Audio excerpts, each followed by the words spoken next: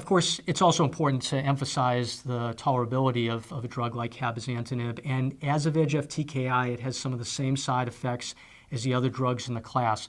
The most common side effects were things like diarrhea, hand-foot syndrome, nausea, fatigue, hypertension.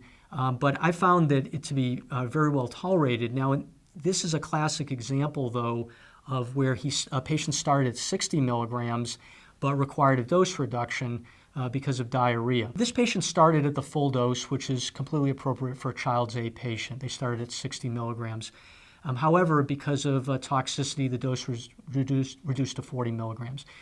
If you look at the Celestial trial, 38% of patients were able to stay at the full dose, but 62% did require dose reductions.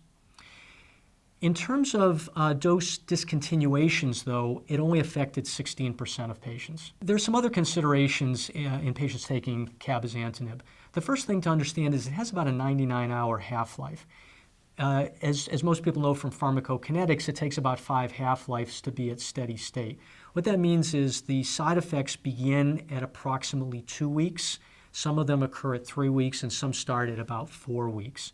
So it's important to either have the patient come back to clinic or call them or have them call in at about 2 weeks to see how they're tolerating the drug. The second consideration is that there can be interactions with drugs that target CYP3A4. So if a patient is getting an inducer of CYP3A4, they may need a higher dose of cabozantinib.